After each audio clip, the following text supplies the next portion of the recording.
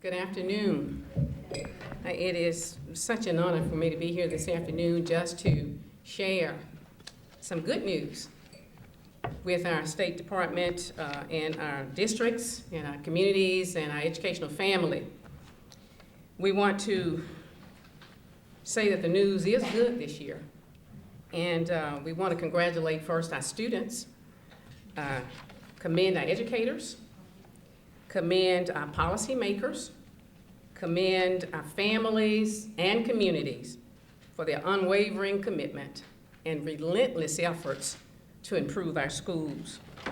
As you are aware, this progress has been steady and in some cases significant for the past 4 years under the leadership of Mr. Paul Pastorek. And of course, the gains and the good news today goes to him and his leadership.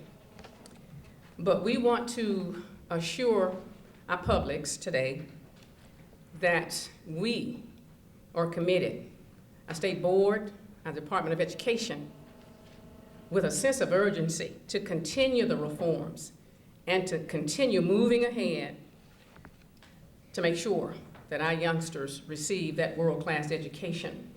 We want to also credit our legislators, our governor, and all of our partners who have worked so diligently with us over the past few years to make sure that we were producing the kind of outcomes for our students that they deserve.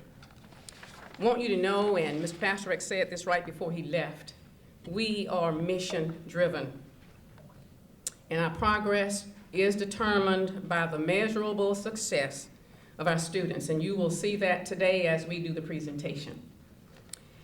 I want you to know that we've assessed our weaknesses already, as well as our strengths, and we are going to move again with a sense of urgency to improve on those weaknesses. We'll address those, and we'll do it with a sense of urgency. At this time, I'm going to ask the president of our state board, Mrs. Penny Dastu, if she will come and please do remarks and share with us. Thank you, Ms. Tyler. Thank you, Ms. Tyler. Ms. Tyler is absolutely right. While we all are saddened by the departure of our former State Superintendent Paul Pastorek, he left a very strong team in place, a committed board with a shared vision in the Department of Education, and we have confidence in Ms. Tyler's leadership and the ability to continue to move us forward with no pause, like I like to say. On behalf of all of the members of the Board of Elementary and Secondary Education, I echo Ms. Tyler's congratulations to our children, our families, and our educators around the state for the positive gains that we are celebrating today.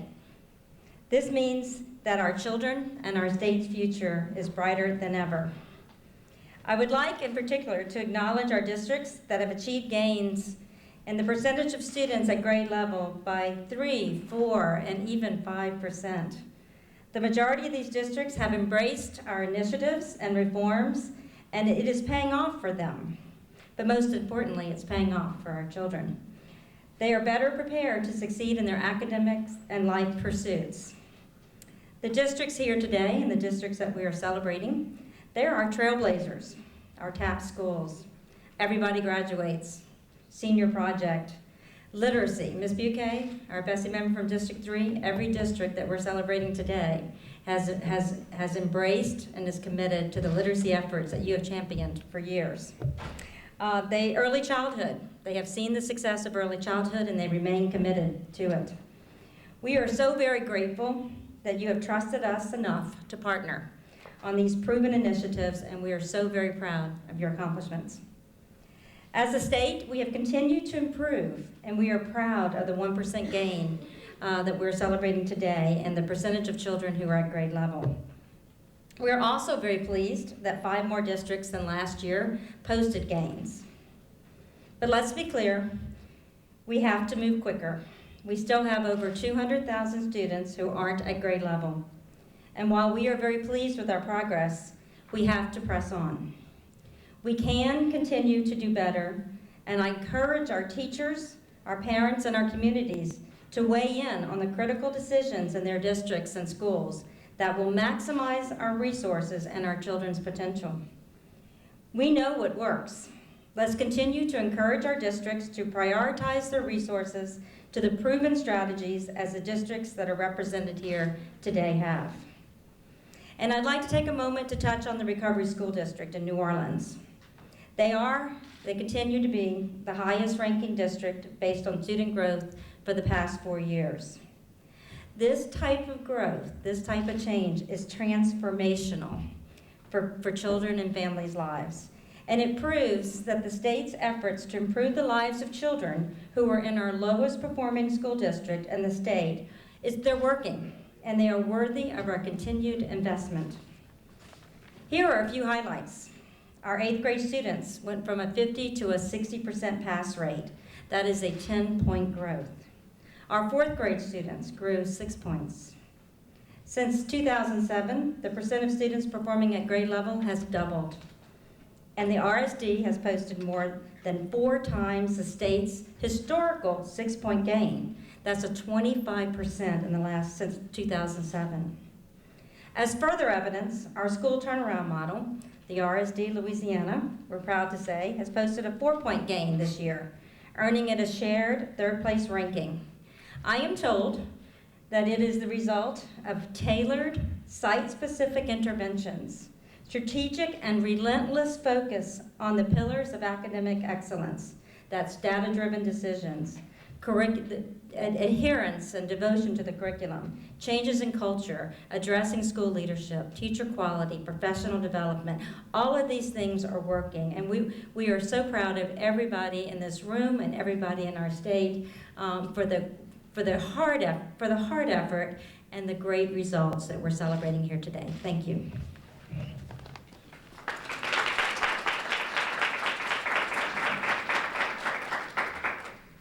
Okay, we want to thank Mrs. Gastude for those great remarks. Actually, she's already done part of my speech. Oh, I'm sorry. That's okay. That's okay. It repeats.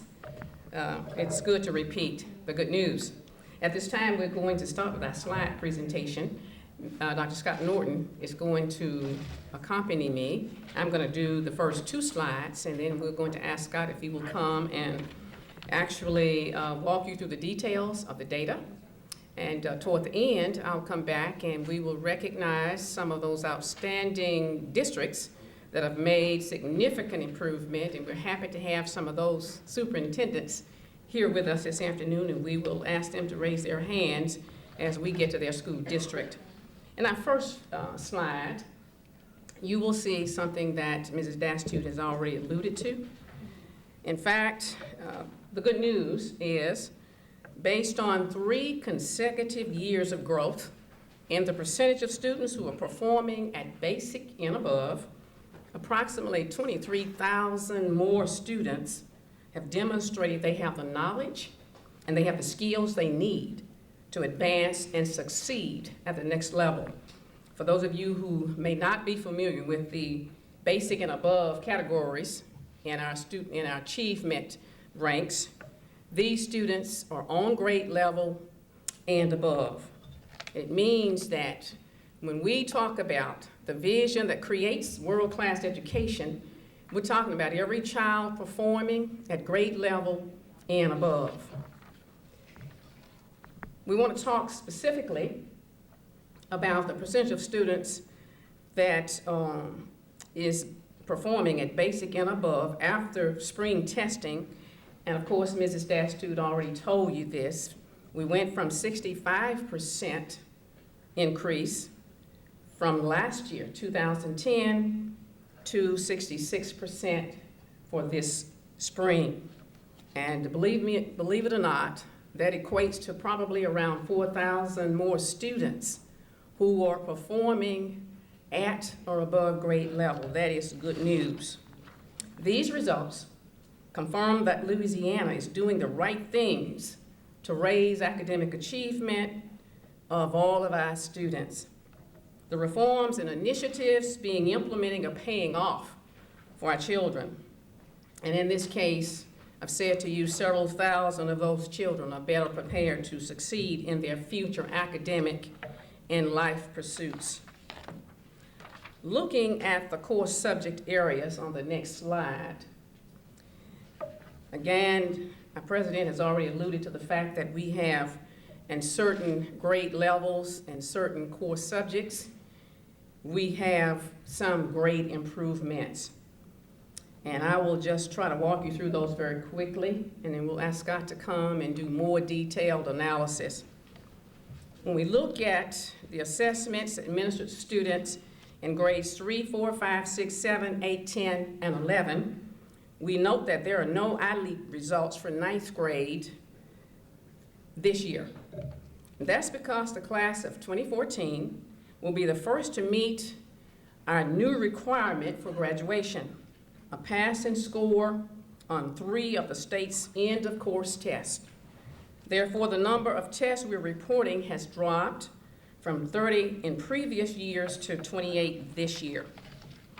Of the 28 assessments we are reporting today, you will see those listed there. 4th, 6th, and 8th graders achieved the highest overall gains based on combined outcomes for the 4 core subject tests, posting gains of 12, 11, and 16 respectively. Those are great gains. Based on a sum of grade level gains, the greatest increases were achieved in ELA at a .11 and science and at a .15. Also, a testament of the focus that we have on improving the literacy skills of all of our children. And of course, we want to tell you that ELA went up for almost every grade, and that is a testament to the hard work of our literacy team led by Dr. Carrie Laster and all of the educators, our leaders, our superintendents, our principals, and all of those who have worked so diligently to help us improve the literacy skills. And of course, Mrs. Glennie Bouquet, we call her the champion of literacy, and she's here with us this afternoon. We're so glad to have you. We also want to say we have some welcome news about the other areas, and we saw last year actually ELA dropped somewhat, but we don't know what happened. Whatever happened, we do know that we have, with a sense of urgency, pushed to make sure that our kids were literate. 4th and 8th grade did see drops last year, but this year the increases are there. We're especially pleased by the outcomes of our 8th grade. This group of students also did well last year as 7th graders, improving the scores of 7th grade class in front of them by 15 points. That is tremendous. 4th grade ELA, 6th grade science, and 8th grade ELA saw the biggest bumps, a 6-point increase from 2010, 2011. I want to tell you that our biggest decline, however, was in 10th grade this year.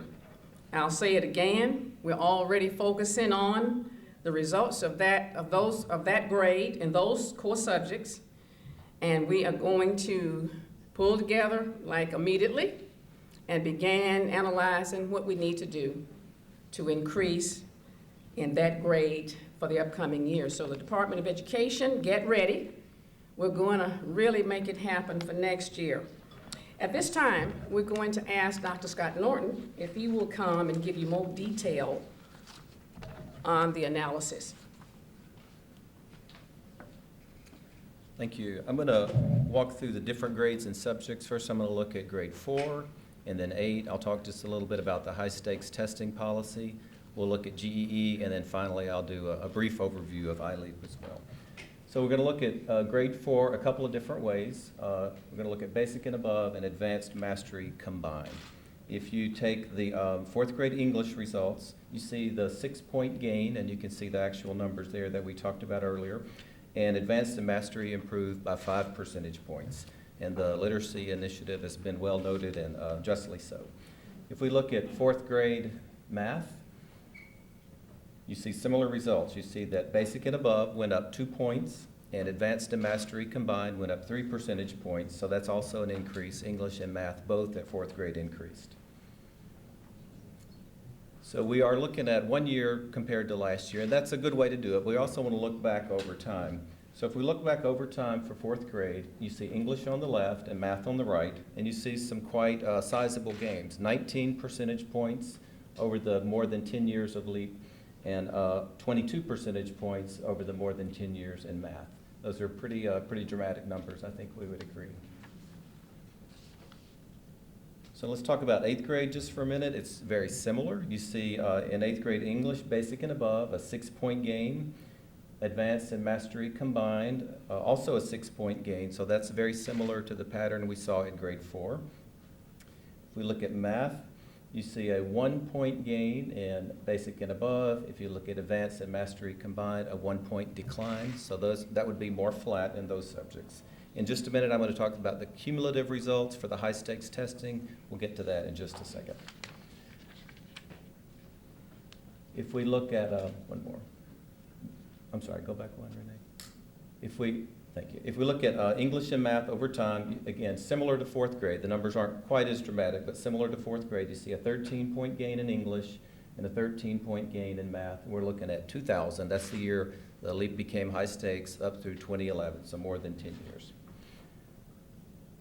And the grade 10 results, as Ms. Tyler said, show a decline. There's a 5-point decline at basic and above, and then a corresponding 4-point decline at advanced and mastery for English. I'll talk more about that in just a second. And in math, we see a 4-point decline at grade 10 math if you look at basic and above, and a 3-point decline at advanced and mastery. So let me pause for just a second. And that, of course, gives us something to think about. It's different than the pattern we see in the other subjects, and the first question usually is what happened. So we thought about that, and we have a possible analysis or a possible theory. We know that this is the last year for the grade 10 GEE. That program is being phased out and being replaced by end-of-course testing. So it's the very end of the program for the 10th grade. We also know that grade 10 students not only took the English and math GEE, but they also took, the very same students also took 3 end-of-course tests. They took, generally, depending on what their sequence is, they took English 2, geometry, and biology. So that's a lot going on for a 10th grader, and that we think is going to be a one-time phenomenon. So over time, if we look at English and math, you really don't see that pattern. You see increases, of course. If you look back over time, you see a 4-point increase over time in English and an 18-point increase over time in math. I want to go back to the high-stakes testing grades and subjects just for a minute, and you see the pattern here. And as was noted earlier, for both 4th grade and 8th grade, there is a 4-point improvement. So the percent of students failing went down 4 points, if you want to think of it that way. And if you put 4th and 8th grade together, it's the same. The percent of students failing went down 4 points. That means that almost 2,300 students, almost 2,300 more students passed LEAP in 2011 than passed LEAP in 2010. We think that's great news. I'm going to look at iLEAP for just a minute. I'm just going to recap these a little bit more quickly. You'll see that 2 subjects increased, 1 stayed the same, and 1 declined in the 3rd grade. If we look at 5th grade, we see that 3 of the 4 tests declined and 1 stayed the same. And again, that's something that we note. So we look back at last year's 4th grade. Those would be the same students who are now 5th graders. And we really saw the same kind of pattern when they were 4th graders. So maybe we need to think about that group just a little bit. If we move on to 6th grade, we see that all 4 subjects increase. All 4 of the core subjects increase in 6th grade iLEAP. And if we look at 7th grade, we see a mixed result, and we see that 2 of the 4 subjects went up and 2 went down. So recapping that, again, if you look at everything combined, the news is good. 17 of the 28 subjects did increase, so we think that's a positive thing. And where we didn't, of course, we'll be focusing on those areas in the future.